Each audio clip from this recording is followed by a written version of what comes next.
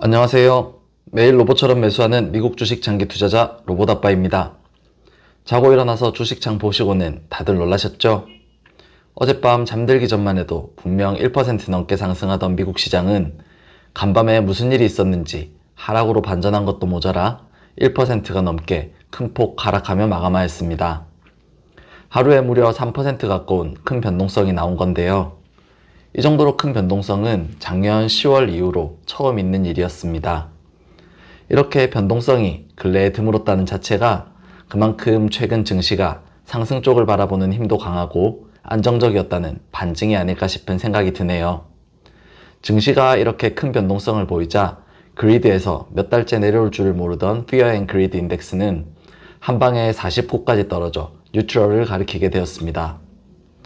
어쨌든 지난밤에는 주가가 다시 21선 아래로 내려오면서 로봇 매수법 매수 원칙에 따라 QLD 2주가 매수되었고 올해 모은 QLD는 85주가 되었습니다. 잘 상승하고 있던 미 증시는 오후 들어서 갑자기 하락 전환하였는데요. 이는 크게 두 가지 이유 때문이었습니다. 가장 큰 영향을 준 것이 바로 미 연준 이사들의 발언이었는데요. 닐 카시카리 미니애폴리스 연준 총재는 인플레이션이 지금처럼 잡히지 않고 횡보하면 금리 인하를 할 필요가 없다는 뉘앙스의 말을 하였고, 토마스 바킨 리치몬드 연은 총재도 인플레이션의 재발을 원하지 않기에 금리 인하에 신중해야 한다는 이야기를 하였죠. 이렇듯 연준 이사들이 금리 인하 신중론과 함께 이란과 이스라엘 사이에서 전쟁이 발발할 수 있다는 지정학적인 리스크 또한 터져나오며 안 그래도 좋지 않던 증시를 더 아래로 끌어내리게 되었습니다. 그런데요, 사실은 말입니다. 전에도 말씀드렸던 것처럼 이런 뉴스들은 그저 주가의 방향에 따라 진행된 끼워 맞추기에 불과한 경우가 많습니다. 단지 조정 없이 오른 증시에 피로감을 느낀 사람들과 자금들이 많아진 것뿐이고, 이러한 단기성 자금들이 언제든 수익 실현의 구실을 찾고 있었는데 마침 이런 소식들이 적당한 구실이 되어준 것이죠. 주가는 그저 조정이 올 때가 되어서 조정이 온 것뿐이고, 이런 뉴스들 때문에 주가가 떨어지지는 않는다는 것이죠. 이런 뉴스들 때문에 주가가 하락하였다라고 인과관계를 덧붙여 생각하는 것은 주식시장을 이성적이고 합리적인 곳이라고 생각하고 싶은 투자자들의 작은 소망이 만들어낸 연결고리일 뿐입니다. 만약 연준 이사들이 매파적인 발언에도 전쟁의 위험성 소식에도 주가가 올랐다면 어떤 뉴스가 나왔을까요? 연준 이사들이 매파적인 발언을 했고 전쟁의 위험성 또한 대두되고 있지만 실업수당 청구 건수가 높게 발표되었고 인플레이션이 꺾인다는 방향성은 변함이 없다는 것을 확인하고 주식시장이 상승하였다라고 뉴스가 나왔을 것입니다. 실제로 어젯밤 장 시작 전 발표한 실업수당 청구 건수는 예상치인 21만 4천 건을 상회하는 22만 1천 건으로 발표되며 시장을 상승의 분위기로 시작하도록 만들었었거든요. 우리가 보는 뉴스는 그날 있었던 몇 가지 팩트들을 그날 시장 분위기와 주가 오르내림에 맞춰 시장 참여자들이 받아들이기 좋게 써놓은 글에 불과합니다. 글을 쓰는 사람의 주관, 목적성과 함께 뉴스를 읽는 사람들에게 전하고 싶은 스토리가 몇 가지 팩트와 함께 버무려지기에 정확한 사실 전달만을 목적으로 한 글은 아닌 것이죠. 정보를 전달하는 글이라기보다는 오히려 팩트의 비중이 조금 높은 소설에 가깝다고 보는 게 더 맞을지도 모릅니다. 실제로 어젯밤 발표되었던 신규 실업수당 청구 건수 증가라는 똑같은 소재를 가지고도 정반대의 뉴스를 만들어낼 수도 있습니다.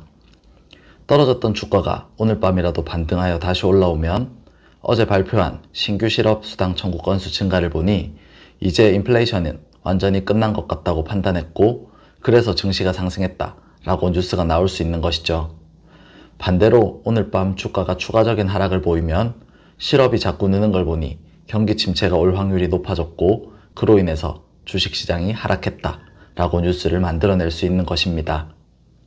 이렇듯 어떤 방향으로든 투자자들의 심리 때문에 움직여버린 주가를 정당화하고 시장에 참여하는 사람들을 납득시키기 위해 만들어지는 이야기가 바로 뉴스입니다.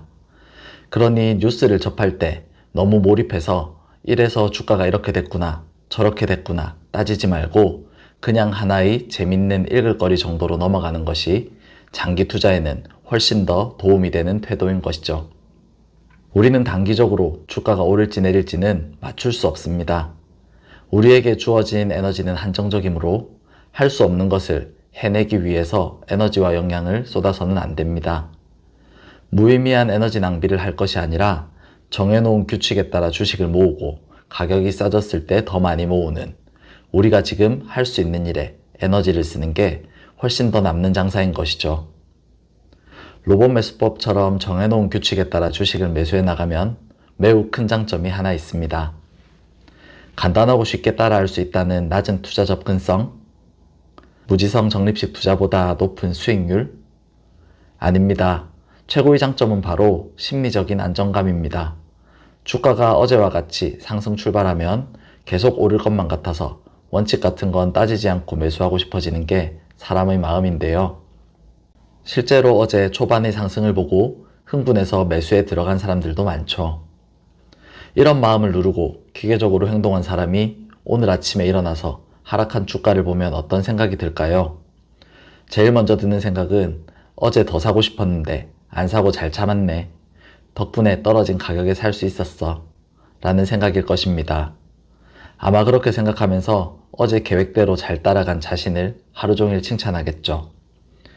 하락한 주가 때문에 속상해하기보다는 어제 많이 사지 않은 자신의 행동에 뿌듯해하며 하루를 보낼 확률이 높습니다. 그리고 그런 마음이 원동력이 되어 앞으로도 투자에 있어 계획대로 임할 수 있는 선순환에 들어서게 되는 것이죠. 반면에 흥분해서 장 초반에 주식을 사버린 사람은 아침에 일어나서 어떤 생각을 하게 될까요? 주가가 하락한 것도 속상한데 심지어 자기는 어제 오를 때 흥분해서 계획을 무시하고 급하게 많이 샀다는 생각에 하루 종일 우울해하고 어쩌면 자괴감도 들겠죠. 주가가 조금 떨어진 것보다 오히려 이런 심리적인 불편함이 앞으로의 투자에 있어 훨씬 안 좋은 영향을 미치게 될 것입니다. 어제 영상에서 말씀드렸던 것처럼 조정이 언제 올지는 모르지만 조정은 반드시 찾아옵니다. 어제의 변동폭 큰 하락이 조정의 시작일지 아니면 이 정도로 조정을 끝마치고 다시 상승을 시작할지 아무도 알 수 없습니다. 다만 조정이 반드시 찾아온다는 것처럼 조정이 언젠가는 끝난다는 것 또한 확실한 팩트라는 사실을 기억하시기 바랍니다. 어떤 주식보다 우상향이 확실한 미국 주식에 투자하고 있다면 조정이 왔을 때 두려움에 매도 버튼을 누르는 것이 아니라 조금 더 용기를 내어 한 번 더 매수 버튼을 눌러야만 합니다. 오늘도 영상 끝까지 봐주셔서 진심으로 감사드립니다.